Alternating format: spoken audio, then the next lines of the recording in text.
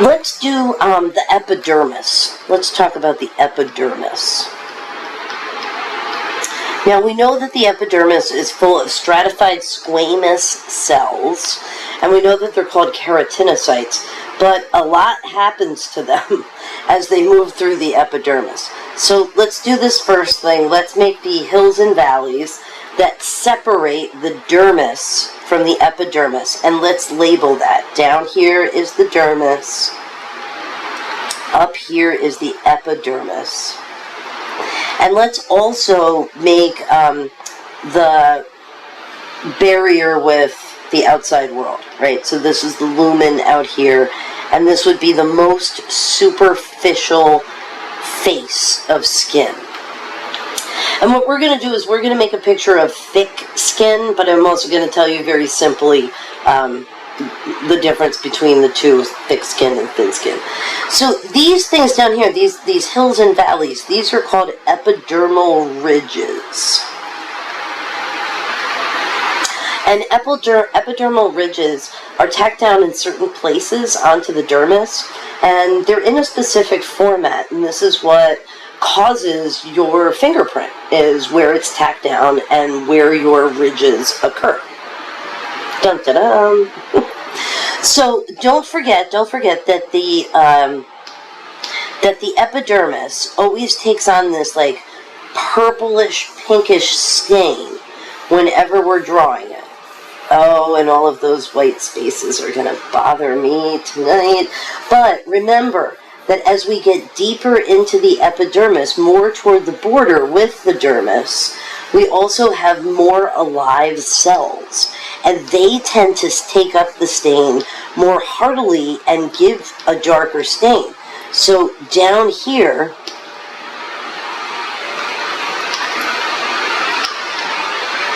there we go. There we go.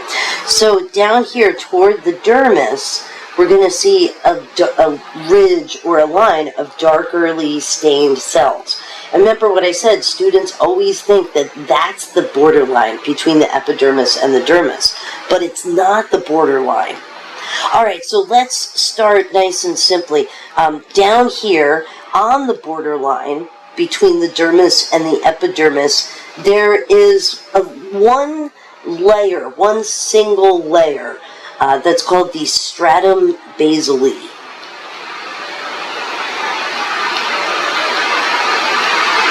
It's one single layer of cells, and these are the cells that do a lot of mitosis.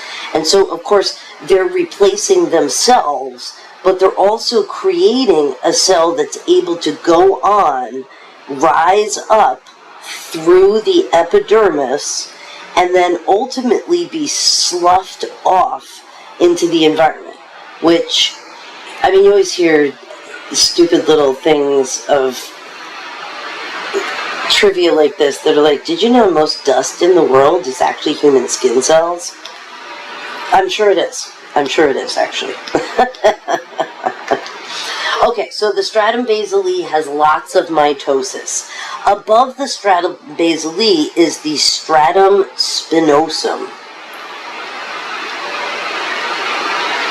And this is so named because the cells in the stratum spinosum are kind of attached to themselves, and you can see these little attachments.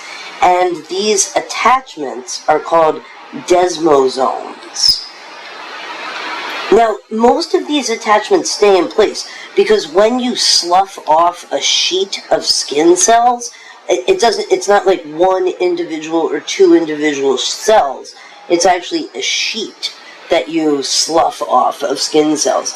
So these desmosomes, tacking them together is really important. Now, as we rise up further, we get the stratum granulosum.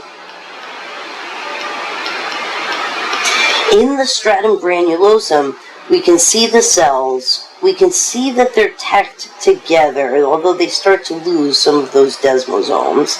But what we can also see inside of them is that they're nice and plump and rich with a protein called keratin. And this protein is just a waterproofing protein. It's not a pigmentation protein like melanin. It's just a waterproofing protein. Both the stratum spinosum and granulosum, I hear different things from different books, but they're both like 3 to 5, less than 10 cells thick as layers. Now, this is where we start to get the dividing line between alive cells and dead cells. The next layer that we have is called the stratum corneum. And it's a layer of 30 to 50 cells. And all of the cells are perfectly flat. You cannot see the nucleus. And it's just like tons of them, all like this, like pebbles in a stream. But they're flattened, they're dead, and I consider the stratum corneum like really your hard candy shell. So these 4 layers are the layers of thin skin. If you have thick skin, there is also a layer in here that is called the stratum lucidum. It is named because the skin cells at that point, and remember what we're talking about here, these are all keratinocytes. The stratum lucidum is so named because as the cells start to die, they obtain this very translucent color for a moment. And remember that all of these cells, they are all called keratinocytes. Right? No matter what layer they're in, they are all keratinocytes. And they're made from the stratum basale, and they move superficially until they can be sloughed off. These are not the only cells that are in the epidermis.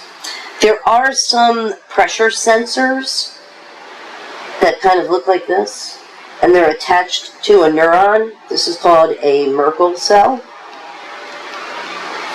I'm using yellow because your book usually uses yellow for nervous system structures. And there are also these other cells that kind of move throughout the epidermis. Sometimes they can be found in it, but they actually like to live in the dermis a little bit more. These cells are called dendritic cells. And they do pinocytosis, which was the drinking of fluids. Now, there's one more cell that is really important that also lives in the stratum basale.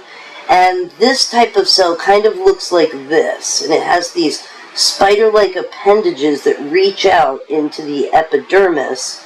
And they come in contact with many of the keratinocytes, which I'm going to just draw like this. And this cell down here is called a melanocyte.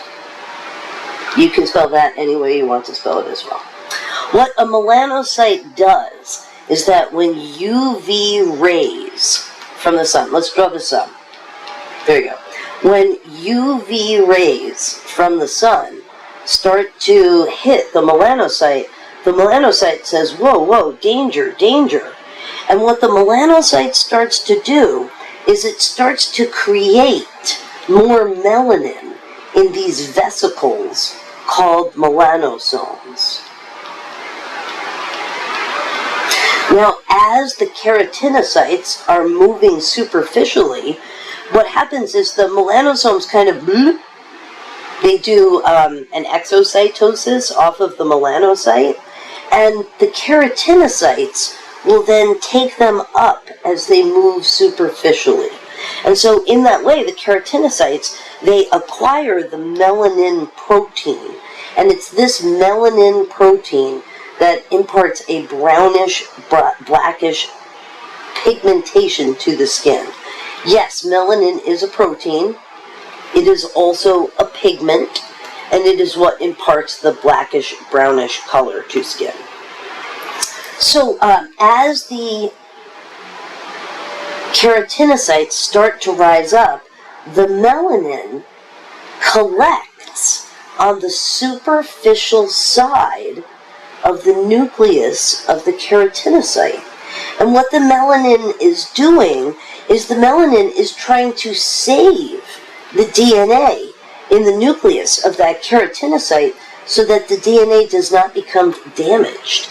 Because damaged DNA can over a long period of time, accumulating many, many pieces of damage, it can lead to cancer. Now, if you accumulate cancer, let's do this, if you accumulate cancer with a melanocyte that keeps dividing and replicating itself, this is what is called a melanoma. These are persistent, they're aggressive, and also melanomas are incredibly dangerous because in the dermis, right below these epidermal ridges, are blood vessels. And if the melanoma becomes big enough, a piece of it will start to break off and enter its way into the blood vessels. So melanomas are very deep in the skin, very aggressive, and somewhat dangerous. There is also basal cell carcinoma, and this is when one of these basal cells here starts to replicate itself out of control. Right? It's like, it's supposed to do mitosis, but this is when it starts to do way, way more than it's supposed to, and basically excess cells build up, which is a tumor. These are not as aggressive as melanoma, but they're pretty rough. The last type is called a squamous cell carcinoma. And you might be saying to yourself, wait a minute, I thought that's what people with lung cancer got. You know what, you can spell that any way you want. Yes, because in your lung you have squamous cells. They're just not in layers. So, you have the same type of cells, and you can see the same type of cancers. Now, squamous cell carcinoma in your skin is not so bad because, that's relative.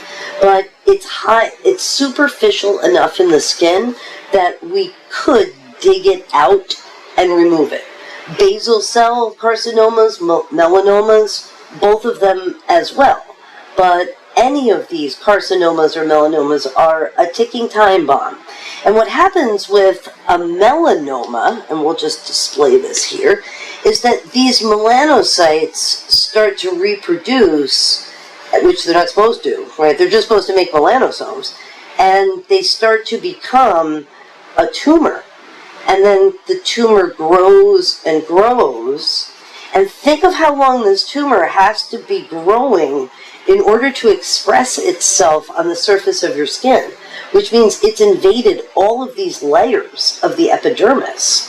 And so now this is what pops up as a mole on the top of the skin.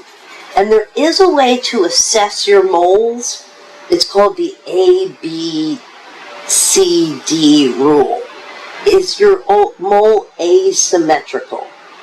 Or has it become asymmetrical? Does your mole have a wavy borderline? Or did it become a wavy borderline? I forget what C is. No. Is your mole changed colors? Right? Because it changed from a brownish color to a darkish reddish purple black it doesn't indicate you have cancer, but you should probably go see the dermatologist. And I don't know about you, but every dermatologist is booking out 8 months. So make the appointment now for 2025. And the last one is diameter. Has the mole gotten bigger? Has the diameter changed? So there's no borderline for these 4 things, right? It's not like, this is bad.